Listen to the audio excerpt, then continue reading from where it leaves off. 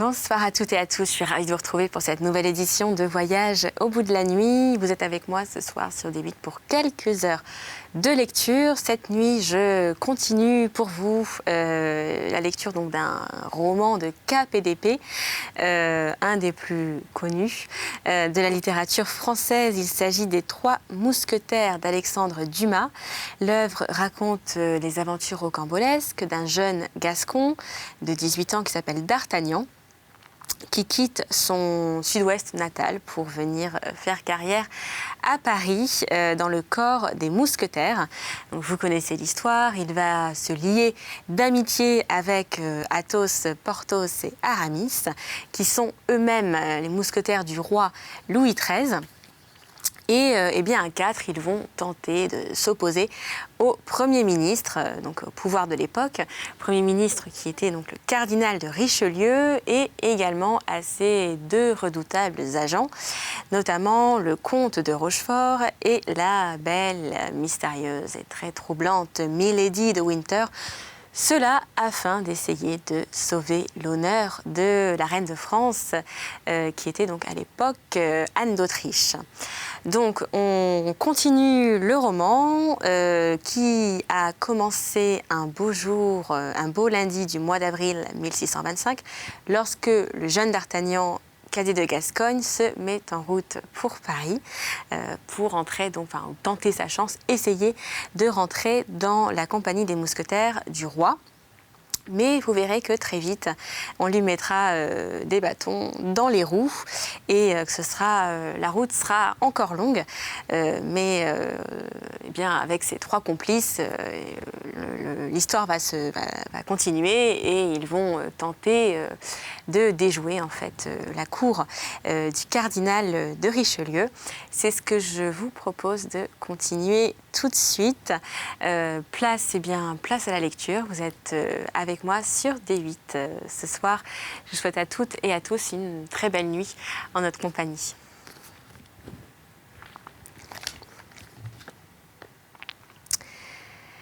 Nous avons déjà dit avec quelle rapidité d'investigation D'Artagnan embrassait toute une physionomie. Il vit donc, du premier coup d'œil, que la femme était jeune et belle. Or, cette beauté le frappa d'autant plus qu'elle était parfaitement étrangère aux pays méridionaux que jusque-là D'Artagnan avait habité. C'était une pâle et blonde personne aux cheveux longs bouclés, tombant sur ses épaules, aux grands yeux bleus languissants, aux lèvres rosées et aux mains d'albâtre. Elle causait très vivement avec l'inconnu. Ainsi, son éminence m'ordonne, disait la dame, de retourner à l'instant même en Angleterre et de la prévenir directement si le duc quittait Londres.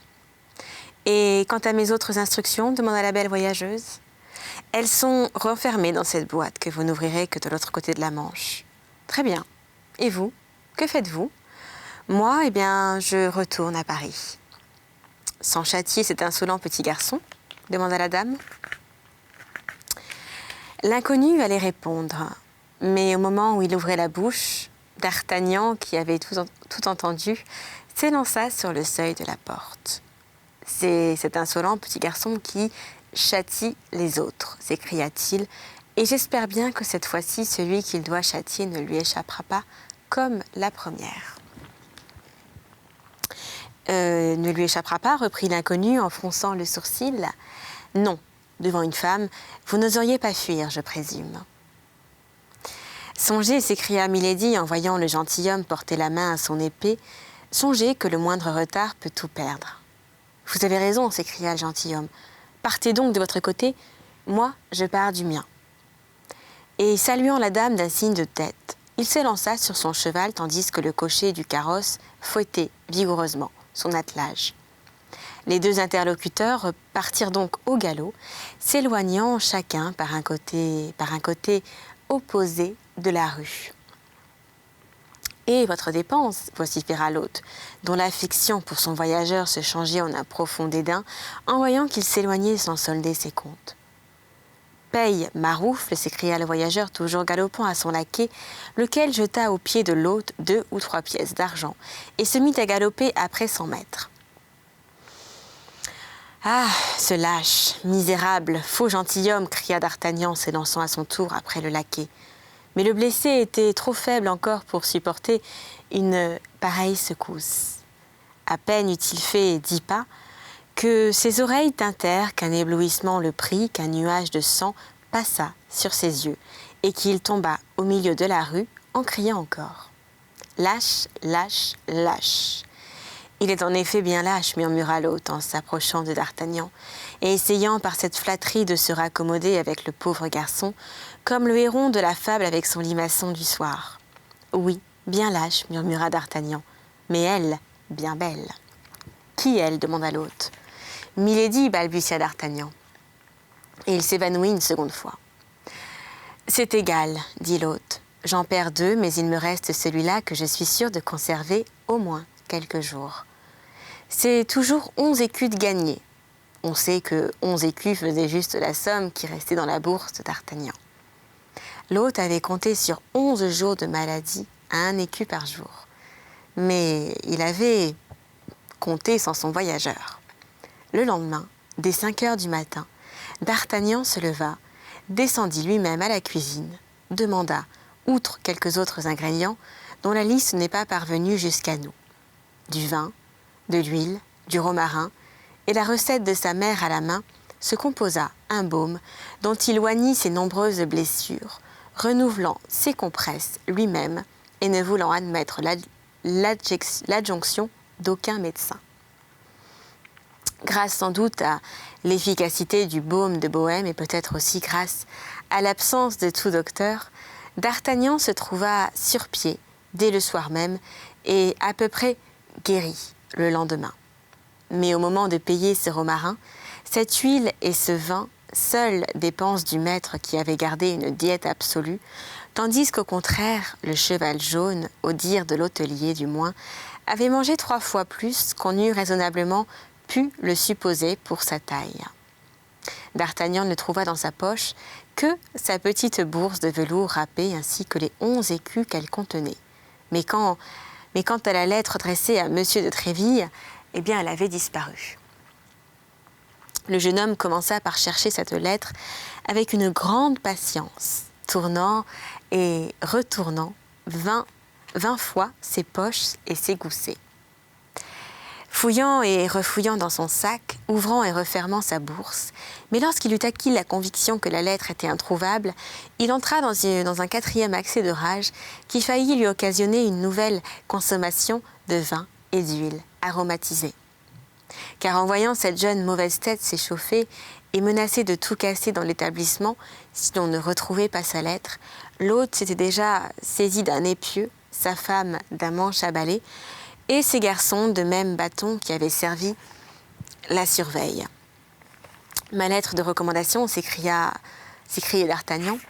« Ma lettre de recommandation, sang Dieu, où je vous embroche tous comme des ortolans. » Malheureusement, une circonstance s'opposait à ce que le jeune homme accomplit sa menace. C'est que, comme nous l'avons dit, son épée avait été, dans sa première lutte, brisée en 2 morceaux. Ce qu'il avait parfaitement oublié. Il en résulta que lorsque d'Artagnan voulut en effet dégainer, il se trouva purement et simplement armé d'un tronçon d'épée de 8 ou 10 pouces à peu près, que l'hôte avait soigneusement renfoncé dans le fourreau.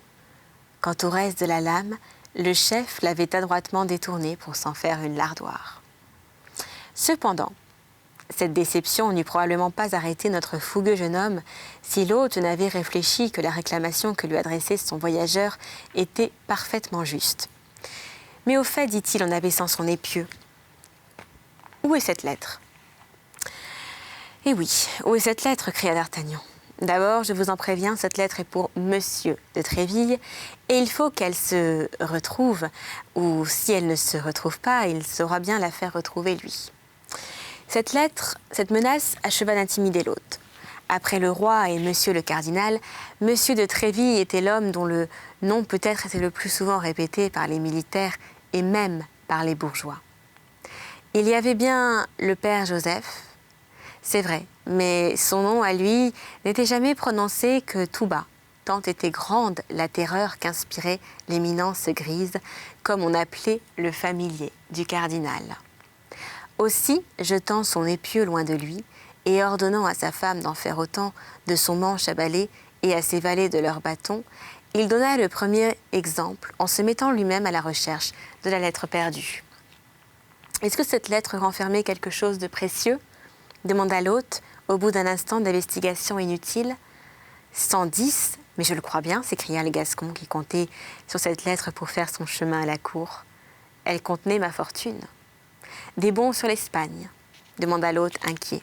« Des bons sur la trésorerie particulière de Sa Majesté, répondit d'Artagnan, qui, comptant entrer au service du roi grâce à cette recommandation, croyait pouvoir faire sans mentir cette réponse quelque peu hasardée.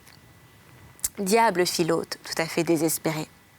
Mais il n'importe, continua d'Artagnan avec l'aplomb national, il n'importe, et l'argent n'est rien, cette lettre était tout. J'eusse mieux aimé perdre 1000 pistoles que de le perdre. Il ne risquait pas davantage à dire 20 000, mais une certaine pudeur juvénile le retint. Un trait de lumière frappa tout à coup l'esprit de l'hôte, qui s'est donné au diable et ne trouvant rien. « Cette lettre n'est point perdue, s'écria-t-il. »« Ah, fit d'Artagnan, non, elle vous a été prise. »« Prise? Et par qui ? » ?»« Par le gentilhomme d'hier. Il est descendu à la cuisine où était votre pourpoint. Il y est resté seul. Je gagerais que c'est lui qui l'a volé. »« Vous croyez, répondit d'Artagnan, peu convaincu, car il savait mieux que personne l'importance toute personnelle de cette lettre. Et n'y voyez rien qui pût tenter la cupidité. Le fait est qu'aucun des valets, aucun des voyageurs présents n'eut rien gagné à posséder ce papier. « Vous dites donc, reprit d'Artagnan, que vous soupçonnez cet impertinent gentilhomme. Je vous dis que j'en suis sûr, continua l'hôte, lorsque je lui ai annoncé que votre seigneurie était le protégé de monsieur de Tréville, et que vous aviez même une lettre pour cet illustre gentilhomme. Il a paru fort inquiet, m'a demandé où était cette lettre, et est descendu immédiatement à la cuisine où il savait qu'était votre pourpoint. » « Alors, c'est mon voleur, reprit d'Artagnan. Je m'en plaindrai à monsieur de Tréville. Et monsieur de Tréville s'en plaindrait au roi. » Puis il tira majestueusement 2 écus de sa poche, les donna à l'hôte qui l'accompagna, le chapeau à la main jusqu'à la porte, remonta sur son cheval jaune, qui le conduisit entre autres, sans autre accident, jusqu'à la porte Saint-Antoine à Paris, où son propriétaire le vendit 3 écus, ce qui était fort bien payé, attendu que d'Artagnan l'avait fort surmené pendant la dernière étape. Aussi, le maquignon auquel d'Artagnan le céda, moyennant les 9 livres susdites, ne cacha-t-il point au jeune homme qu'il n'en donnait cette somme exorbitante qu'à cause de l'originalité de sa couleur. D'Artagnan entra donc dans Paris, à pied, portant son petit paquet sous son bras et marcha tant qu'il trouva à louer une chambre qui convint à l'exiguïté de ses ressources. Cette chambre fut une espèce de mansarde, 6 rue des Fossoyeurs, près du Luxembourg. Aussitôt, le denier à Dieudonné d'Artagnan prit possession de son logement. Passa le reste de la journée à coudre à son pourpoint et à ces choses qui, passementerie que sa mère avait détachées d'un pourpoint presque neuf de monsieur d'Artagnan père et qu'elle lui avait donné en cachette. Puis il alla, quai de la Ferraille, faire remettre une lame à son épée. Puis il revint au Louvre s'informer au premier mousquetaire qu'il rencontra de la situation de l'hôtel de monsieur de Tréville, lequel était situé rue du Vieux Colombier, c'est-à-dire justement dans le voisinage de la chambre arrêtée par d'Artagnan, circonstance qui lui parut d'un heureux augure pour le succès de son voyage. Après quoi, content de la façon dont il s'était conduit à Meung, sans remords dans le passé, confiant dans le présent et plein d'espérance dans l'avenir, il se coucha et s'endormit du sommeil du brave. Ce sommeil, tout provincial encore, le conduisit jusqu'à 9 heures du matin.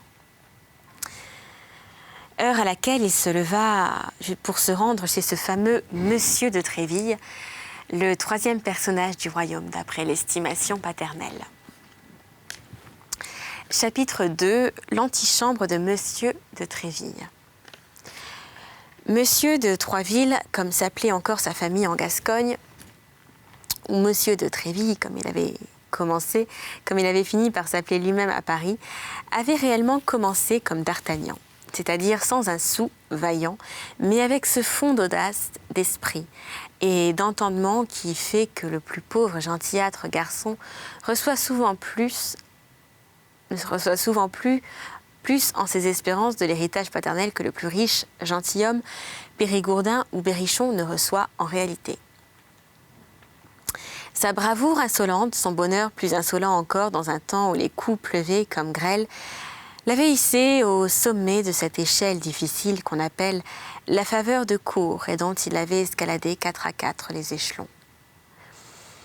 Il était l'ami du roi, lequel honorait fort, comme chacun sait, la mémoire de son père Henri IV. Le père de Monsieur de Tréville avait si fidèlement servi dans ses guerres contre la Ligue qu'à défaut d'argent comptant, chose qui toute la vie manqua au Béarnais, lequel paya constamment ses dettes avec la seule chose qu'il n'eut jamais besoin d'emprunter, c'est-à-dire avec de l'esprit.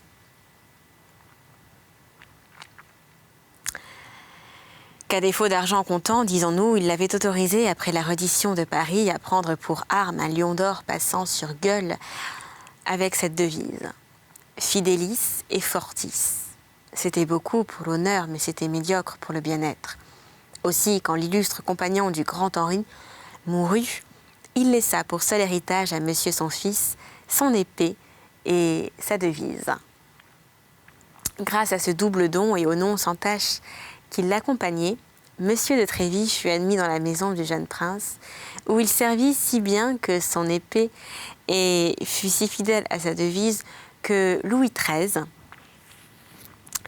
une des bonnes lames du royaume, avait l'habitude de dire que s'il avait un ami qui se battît, il lui donnerait le conseil de prendre pour second, lui d'abord et Tréville après, peut-être même avant lui.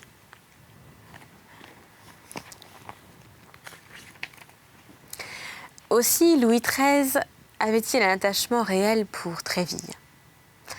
Attachement royal, attachement égoïste, c'est vrai, mais qui n'en était pas moins un attachement. C'est que, dans ces temps malheureux, on cherchait fort à s'entourer d'hommes et de la trempe de Tréville. Beaucoup pouvaient prendre pour devise l'épithète de fort qui faisait la seconde partie de son exergue. Mais peu de gentilshommes pouvaient réclamer l'épithète de fidèle qui en formait la première. Tréville était un de ces derniers. C'était une de ces rares organisations. À l'intelligence obéissante comme celle du dogue, à la valeur aveugle, à l'œil rapide, à la main prompte, à qui l'œil n'avait été donné que pour voir si le roi était mécontent de quelqu'un, et la main que pour frapper ce déplaisant quelqu'un un besme, un morvers, un poltrot de Méré, un Vitry. Enfin, à Tréville, il n'avait manqué jusque-là que l'occasion, mais il la guettait, et il se promettait bien de la saisir par ses 3 cheveux si jamais elle passait à la portée de sa main. Aussi Louis XIII fit-il de Tréville le capitaine de ses mousquetaires, lequel était à Louis XIII pour le dévouement, ou plutôt pour le fanatisme, ce que ses ordinaires étaient à Henri III et que sa garde écossaise était à Louis XI. De son côté, et sous ce rapport, le cardinal n'était pas en reste avec le roi. Quand il avait vu la formidable élite dont Louis XIII s'entourait, ce second, ou plutôt ce premier roi de France, avait voulu, lui aussi, avoir sa garde. Il eut donc ses mousquetaires, comme Louis XIII avait les siens, et l'on voyait ces 2 puissances rivales trier pour leur service. Dans toutes les provinces de France et même dans tous les États étrangers, les hommes célèbres pour les grands coups d'épée. Aussi, Richelieu et Louis XIII se disputaient souvent en faisant leur partie d'échecs le soir au sujet du mérite de leurs serviteurs. Chacun vantait la tenue, le courage des siens. Et tout en se prononçant tout haut contre les duels et contre les rixes, il les excitait tout bas à en venir aux mains et concevait un véritable chagrin ou une joie immodérée de la défaite ou de la victoire des leurs.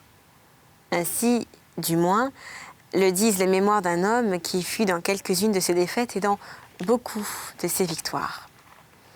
Tréville avait pris le côté faible de son maître, et c'est à cette adresse qu'il devait la longue et constante faveur d'un roi qui n'a pas laissé la réputation d'avoir été très fidèle à ses amitiés. Il faisait parader ses mousquetaires devant le cardinal Armand du Plessis avec un air narquois qui hérissait la colère, la moustache grise de son éminence. Tréville entendait admirablement bien la guerre de cette époque où, quand on ne vivait pas aux dépens de l'ennemi, on vivait aux dépens de ses compatriotes. Ces soldats formaient une légion de diables à quatre, indisciplinés pour tout autre que pour lui.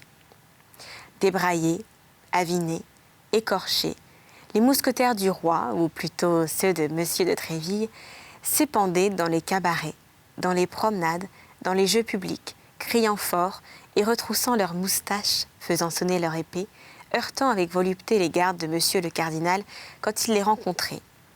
Puis, dégainant en pleine rue, avec 1000 plaisanteries tuées quelquefois, mais sûres en ce cas d'être pleurées et vengées, tuant souvent et sûr alors de ne pas moisir en prison, Monsieur de Tréville étant là pour les réclamer.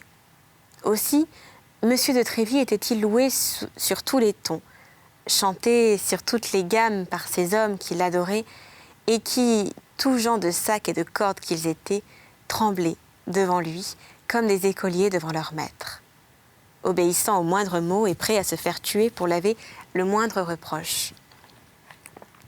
Monsieur de Tréville avait usé de ce levier puissant, pour le roi d'abord et les amis du roi, puis pour lui-même et pour ses amis. Au reste, dans aucun des mémoires de ce temps qui a laissé tant de mémoire, on ne voit que ce digne gentilhomme ait été accusé même par ses ennemis. Il en avait autant parmi les gens de plume que chez les gens d'épée. Nulle part on ne voit, disons-nous, que ce digne gentilhomme ait été accusé de se faire payer la coopération de ses séides, avec un rare génie d'intrigue qui le rendait l'égal des plus forts intrigants. Il était resté honnête homme. Bien plus, en dépit des grandes estocades qui déhanchent et des exercices pénibles qui fatiguent, il était devenu un des plus galants coureurs de ruelles, un des plus fins d'Amérée, un des plus alambiqués diseurs de Phébus, de son époque, et on parlait des bonnes fortunes de Tréville comme on avait parlé 20 ans auparavant de celles de Bassompierre. Ce n'était pas peu dire. Le capitaine des mousquetaires était donc admiré, craint et aimé, ce qui constitue l'apogée des fortunes humaines. Louis XIV absorba tous les petits astres de sa cour dans son vaste rayonnement, mais son père, soleil pluribus impar, laissa sa splendeur personnelle à chacun de ses favoris, sa valeur individuelle à chacun de ses courtisans. Outre le lever du roi et celui du cardinal, on comptait alors à Paris plus de 200 petits levers un peu recherchés. Parmi les 200 petits levers, celui de Tréville était un des plus courus. La cour de son hôtel, située rue du Vieux-Colombier, ressemblait à un camp. Et cela près de 6 heures du matin en été et dès 8 heures en hiver. 50 à 60 mousquetaires qui semblaient s'y relayer pour présenter un nombre toujours imposant, s'y promenaient sans cesse, armés en guerre et prêts à tout. Le long d'un de ces grands escaliers sur l'emplacement desquels notre civilisation bâtirait une maison tout entière, montaient et descendaient les solliciteurs de Paris qui couraient après une faveur quelconque, les gentilshommes de province avides d'être enrôlés et les laquais chamarrés de toutes couleurs qui venaient apporter à Monsieur de Tréville les messages de leur maître. Dans l'antichambre, sur de longues banquettes circulaires, reposaient les élus, c'est-à-dire ceux qui étaient convoqués Et un bourdonnement durait là depuis le matin jusqu'au soir, tandis que Monsieur de Tréville, dans son cabinet contigu, à cette antichambre, recevait les visites, écoutait les plaintes, donnait ses ordres, et comme le roi, à son balcon du Louvre, n'avait qu'à se mettre à sa fenêtre pour passer la revue des hommes et des arbres et des armes. Le jour où d'Artagnan se présenta, l'assemblée était imposante, surtout pour un provincial arrivant de sa province. Il est vrai que ce provincial était gascon et que surtout à cette époque, les compatriotes de D'Artagnan avaient la réputation de ne point facilement se laisser intimider. En effet, une fois qu'on avait franchi la porte massive, chevillée de longs clous à tête quadrangulaire, on tombait au milieu d'une troupe de gens d'épée qui se croisaient dans la cour, s'interpellant, se querellant et jouant entre eux. Pour se frayer un passage au milieu de toutes ces vagues tourbillonnantes, il eût fallu être un officier, grand seigneur ou une jolie femme.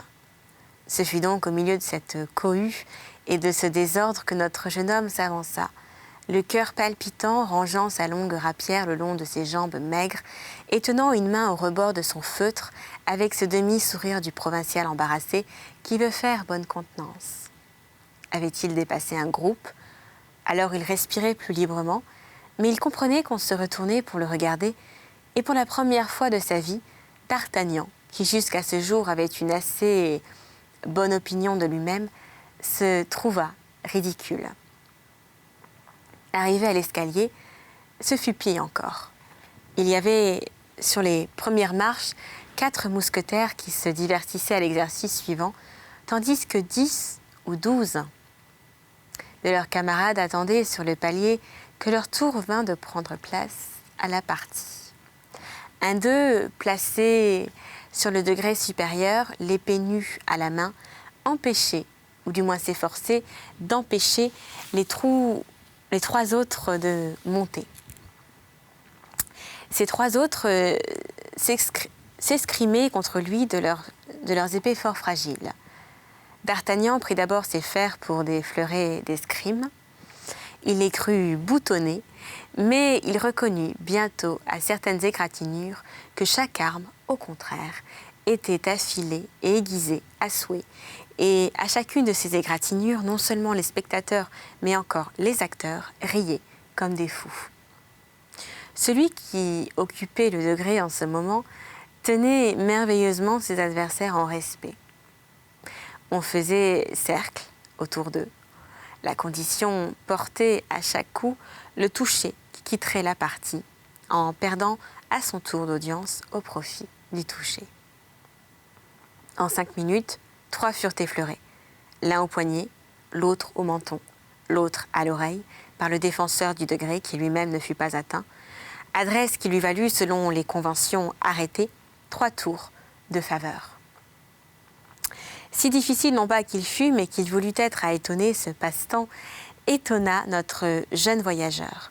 Il avait vu, dans sa province, cette terre où s'échauffent cependant si promptement les têtes un peu plus de préliminaires au duel.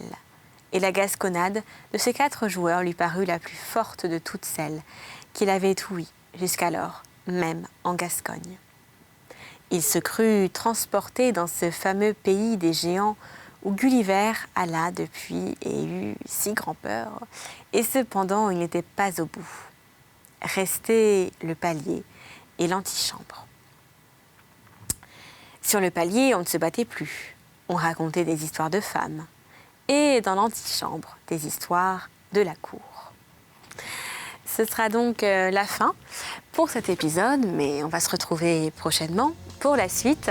On poursuivra les aventures des 3 mousquetaires, d'Artagnan et des 3 mousquetaires, une œuvre d'Alexandre Dumas. D'ici là, n'oubliez pas de nous retrouver sur les réseaux sociaux. C'est simple, vous connaissez le principe, il vous suffit de taper #VBN pour vos avis, vos questions, vos impressions sur l'émission. Ça s'affiche juste là, en bas de l'écran. Également, vous pouvez nous revisionner directement directement sur le site de la chaîne dans la rubrique divertissement.